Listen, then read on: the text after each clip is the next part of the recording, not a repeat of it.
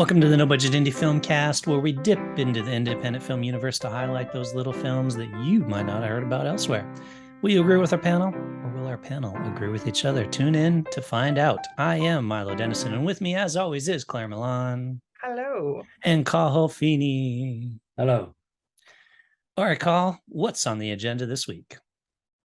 What we watched this week is a documentary called Wings of Hope by the one and only Werner Herzog. The story is about a woman called Juliane Koepcke, although she was a girl at the time of the incident that this film took place is about. It's about a plane crash that happened, I think it was in the Peruvian Amazon jungle, or in the Amazon jungle anyway, in South America. So there was an internal flight that took off from Peru, and in the middle of the flight it was struck by lightning and the plane disintegrated mid-air and nearly everybody was killed. This person here, Juliane, her seat was detached from the plane and she fell to earth, still attached to her seat, and crashed through the jungle and survived. She survived the initial crash, and then she survived 11 days in the jungle until she found her way to a logging cabin, I think it was. And that's obviously a kind of an amazing story in and of itself. But what Werner Herzog does, he gets her, he finds her, he looks her up, finds her, and brings her back to the site of the crash. So it's 1998 was released, so maybe it was 96, 97 he did this, so which just would have been like 31, 81, 91, 26, 27 years later. Brings her back and gets her to retrace her steps, and they more or less find the route that she took until she reached her her safety. It's fascinating. It's a fascinating story, and there's fascinating tidbits of information that you get from the film. I think my favorite one was when she was floating down the river, and there would be crocodiles on the banks and they'd dive into the water, but she knew that they actually weren't coming to get her, they were actually hiding from her. I should explain that her parents, two of her parents were biologists, and that's why she was there in South America, and they had a kind of their own kind of biological research station in the jungle, and she sort of spent a lot of time there. So she had a kind of a bit of know-how that really helped her to survive. But like it is, it's Werner Herzog, so it's always worth watching one of his. And interestingly, he was supposed to be on that flight, but then it was a last minute change of plans, or there was cancellation or something like that, and he ended up not getting on it. So there's a lot of sort of kind of interlinking sort of stories here, which makes it quite interesting. Yeah. So what about you guys? What do you think? Yeah, I thought it was interesting too that he was supposed to be on the flight, but it wasn't very clear. Like, was he supposed to be on the flight? And then, because then it kind of implied that he was supposed to be on a different flight and the other flight got canceled, and then something like that. So it was like, okay, Werner, like, you're a storyteller, you should be a bit clear on what's going on here. But anytime you see Werner Herzog name on a film, it's going to be good, right? Like, it's Werner Herzog. And the fact that he was there because he was making Aguirre Wrath of God, which is a brilliant film on its own, is kind of a cool like side of this as well, and her story, and so how he relates to it. But as a film, it's an interesting documentary in regards to following her around and going through that experience again. And it's crazy to imagine like going back to that place where you had that experience so long ago. It must have been very surreal and bizarre for her. And they talk about it, how like she's almost emotionless as she goes through all of this, because like that's her coping mechanism is that emotionless behavior. So that was kind of really neat as well. I think you're right too, Carl. Like with her as a person, clearly she knew what she was doing by having been raised in that environment. I mean, she had a concussion. She was unconscious, I think, for like the first day. So a major concussion. I've had a concussion in the past, and mine was pretty minor.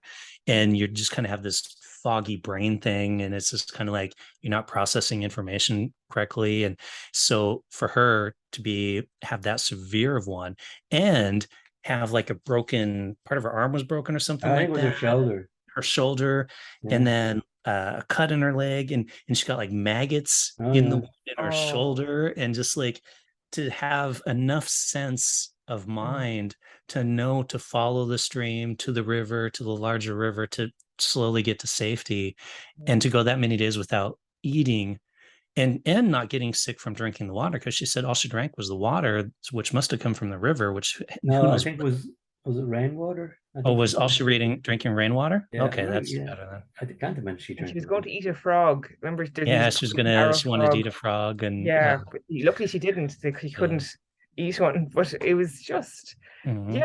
fascinating documentary. It wasn't clear if I first thought, oh, he was meant Werner Herzog was meant to be on the plane, but I don't think he was. I think it was another plane in the same area or something. It wasn't very clear that. That's Well, what I'm saying. just to try and clarify this, what I think that happened was he was supposed to be on the same flight as her. Then, because of production issues, they switched flights. Then, on the day that all the flights were taking off, a lot of flights were cancelled. So they're all waiting to see which flights we were going and which flights would be cancelled. And her flight was one of the ones that went, and his was, I presume, cancelled. Okay. Okay, yeah, that wasn't clear. Yeah.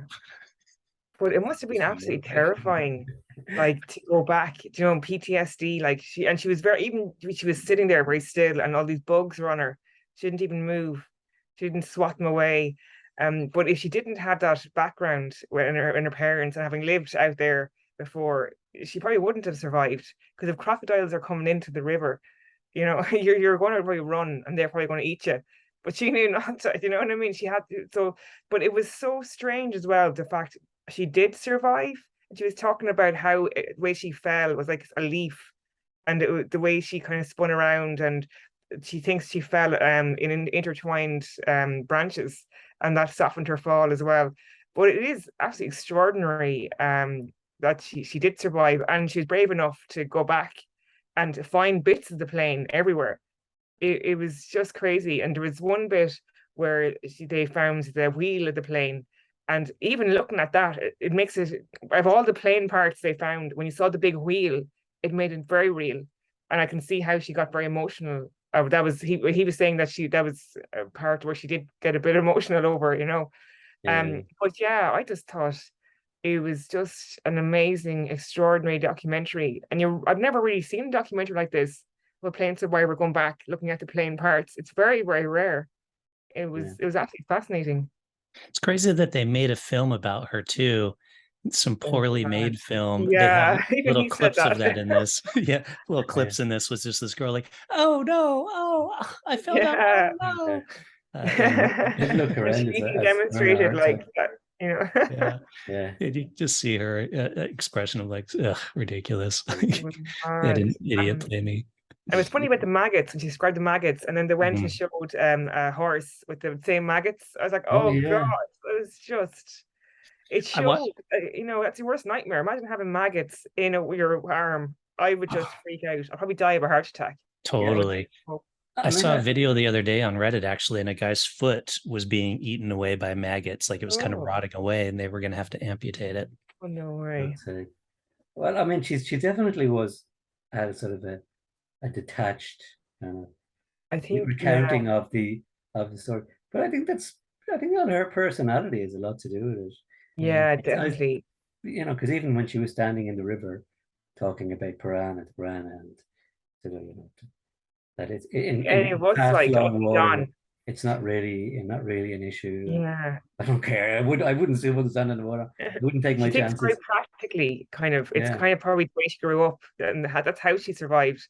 Yeah. You know, it would just, because everyone else would just, they'd be gone. Like you wouldn't. Yeah. And studying the bats, like crawling into the tree trunk and studying the bats. Yeah. I thought I'm that. sure, I'm sure the bats are okay, but it's probably other animals in there. Oh, totally. Yeah, all the yeah, bugs yeah. and creepies crawling on you and Yeah, stuff. creepy But crawling. I actually kind of got a bit annoyed at that section of the film. So it has a bit where kind of she talks about like her research, and she's like, "This is da da da da," and then you come in here with the bats and this, and you're like, "What does this have to do with your survival story?" I thought you know the way they went into this kind of place with all these stuffed animals. Mhm. And then she was talking about these chickens. And she kept saying, "Oh, they helped me survive," or something. Well, I thought she meant she actually hunted them. Yeah, ate one. So I was No, she waiting just for her tried to them all. describe that, you know. But she didn't. Yeah, that was it. But maybe that was part of the deal, like in her agreeing to do the documentary with her. Oh, So she's like, yes. okay, but I need to talk about my research because people I need to know think about that this. was it. Because it wouldn't be a mistake that Werner would make. It was a very specific reason for that. That's Yeah. my theory, anyways. Yeah. Yeah. Ah, well, I mean, it didn't take that long. I read somewhere where the dream sequences that they were actually invented by Werner Herzog. They weren't her dreams at all. Okay. One of the I read that on Wikipedia actually, so I didn't know if that's true. So take it with a grain of salt. Like, I think the thing that most disturbed her was the really fat man on the plane. Yeah, I feel so sorry for You him. seemed quite offended by him. Oh my god, yeah, that was her worst memory. Being stuck next to the guy. Yeah.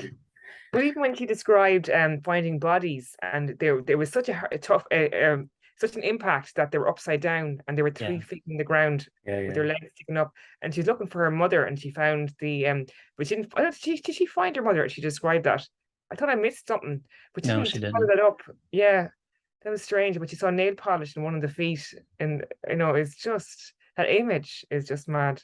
I found it kind of interesting that all the stuff was still there. I mean, for some reason I was a bit surprised. Yeah. Not sure why, but when they went back to the scene, and all the bits of the fuselage were there, and wheels and bits of bits of the aircraft, and I would have thought that they would have been. I was why waiting I thought for that. I just thought they would have been yeah. salvaged or something. I'd say they cleared away all the bodies, but I was waiting for her to discover a body part or something, just as bone or something.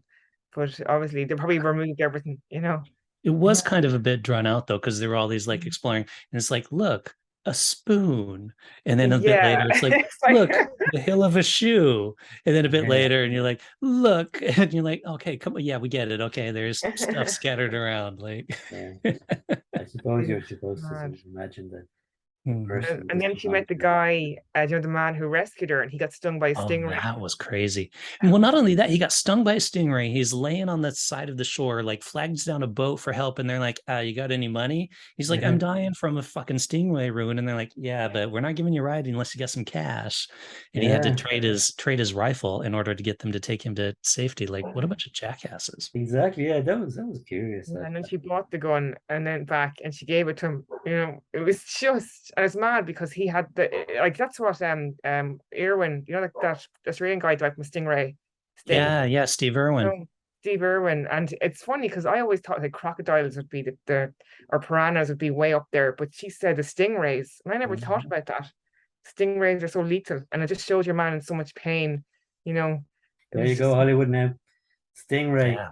Attack of the killer stingrays. Yeah, it doesn't make any. The way to learn how dangerous these things are. Attack of the mutant stingrays. Stingrays, Stingrays, but the mutant ones fly out of the water. Yeah, exactly. Stingnado.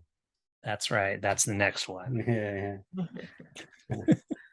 That'd be a good superhero, wouldn't it? Stingray. Like a ray, and he's has a sting.